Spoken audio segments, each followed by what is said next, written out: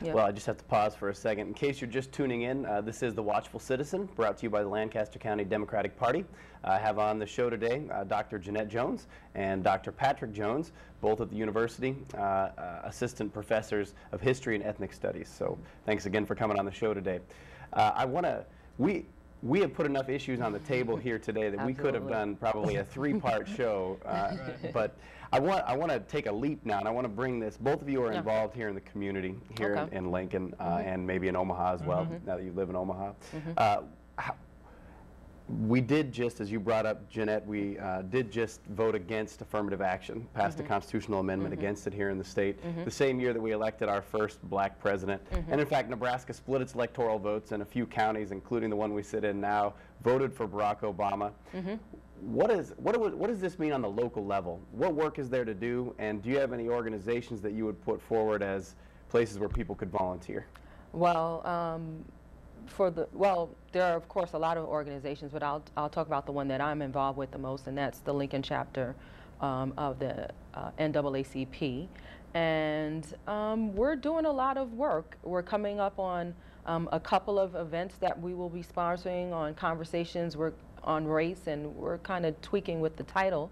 But one of the things we do want to talk about is this initiative, and then how to live after it's been, passed, not just the conversations we had before about whether or not it was going to pass, but now that it's been passed, how do we live with this? How do we try to figure out ways to challenge some of the things that will come down, that will transpire as this law will be eventually enacted? I'm not sure how that's going to happen, because I understand there's a couple of steps that have to take place before it's actually officially enacted, and we start to see the reverberations of that at the university and also at some of these local NGOs and not even NGOs, but those who are getting state money for women's issues, men's issues, and so forth. And so I think we do need to have a lot more informationals that are not only sponsored by the NAACP, and we have talked about this, but also in cooperation with other organizations that are equally progressive, or even if they're not on the same page in terms of the way in which they see their political agenda, but just willing to have a kind of community conversation about race and gender and sexual orientation and all kinds of other things. Because even though people see this specifically as a race issue, it's about something broader in our society, about preference, right? So if we're going to do a discussion on this initiative, we also should talk about Prop 8 in California, right? Because there are similar issues at stake, right, in terms of the society we want to see in the future for not only ourselves but our children and our grandchildren. And so that's what I'm looking for, is some more coalition building. For me, the NAACP is a good place to start. I also do other activism out at the prison with Mondo's group and Harambe. I encourage people to get involved, and you can contact Mondo there, and there's some interesting things that he's trying to initiate and to continue there. So I'll just plug those two for now. Patrick? Well, I would agree with Jeannette that particularly in the wake of 424 passing, that this is just a beginning. So the playing field maybe has changed a little bit, but the overall issue hasn't, and it's clear that we still have miles to go in terms of being an inclusive society, a society based on equal opportunity, and one that has overcome not only the historic inequalities that are embedded in our various institutions, whether it's the university that we teach at or businesses or elsewhere, but that continues today. I mean, we have to keep in mind, this isn't just about the past, it is about the fact that we still do have discriminatory mechanisms in our society today. So, what we need to do is not get too disheartened and withdraw, but now we have to have a new conversation for those of us who are committed to diversity and equal opportunity and access in our state.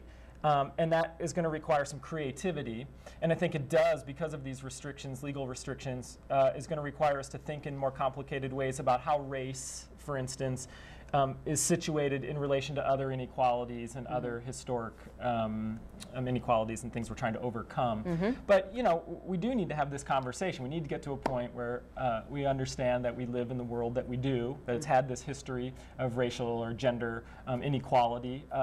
Let's just deal with that. That shouldn't be controversial. That's just, 2 seconds in the pool of American history. It is what it is. Right. And we see those things for whatever gains we've made, which those gains are real. We need to understand those too. But we have some steps to go. So let's have that discussion.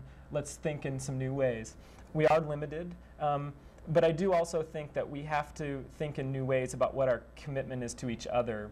As I said, I teach over here, and I've lived in Lincoln for 4 years, but now I live in Omaha because my partner goes to medical school at UNMC. And it's not just a local issue, it's a state issue, the inequalities that are embedded in our biggest city and the racial inequalities there. It really is a shame for our city, our biggest city, and our state. And we have to address, the economic inequality. Now, this is, again, something that needs to be done in a complicated way because we live in a very hard economic context right now overall, and a lot of people are hurting. So we need to develop ways of talking that we can talk specifically about specific pockets of inequality that do have particular histories that are linked up with things like racism and discrimination, while not allowing other people who are hurting, the white working class, for instance, or white folks who are in the middle class who find themselves slipping down further and further and really struggling or not sure where they're going to be a year or two from now. We also need to speak to their experience, and we need to craft a politic that speaks to rural folks and their experience, and so that when we speak to North Omaha, other folks don't feel alienated or wait, I'm hurting too and I need some help, so what about me, and then get reactionary. So this is hard, it's complicated. We're in a world right now where there are many problems that need to be addressed.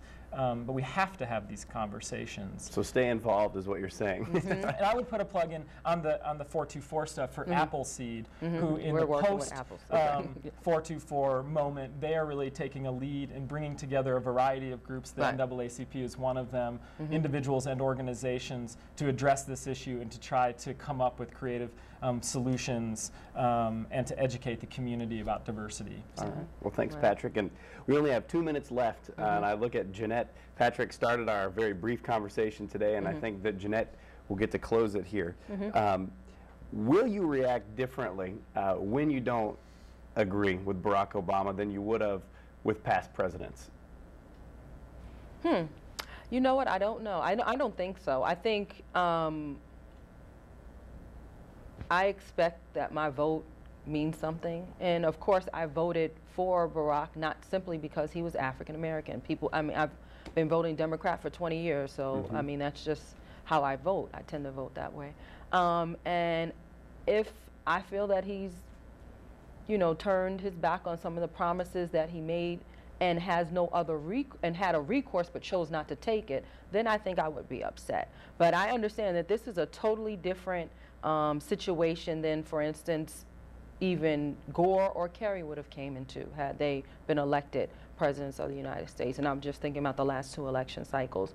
And this is just an unprecedented time. And a lot of people have said, we have never seen this. Our grandparents, maybe even for some of the younger people watching, their great-grandparents saw this kind of economic just meltdown in America and understood, kind of Cold War or even World War II politics. And so I'm willing to give him some latitude, because I don't think that this is the ideal presidency, in the sense that if he had come into the presidency maybe before 9/11, I think maybe it would have been a little bit different, because he would have been hit with 9/11 and we could have assessed it. But he's actually stepping into mess, and to just put it bluntly. And so I think I'm going to be a little bit more open-minded, but there are some things that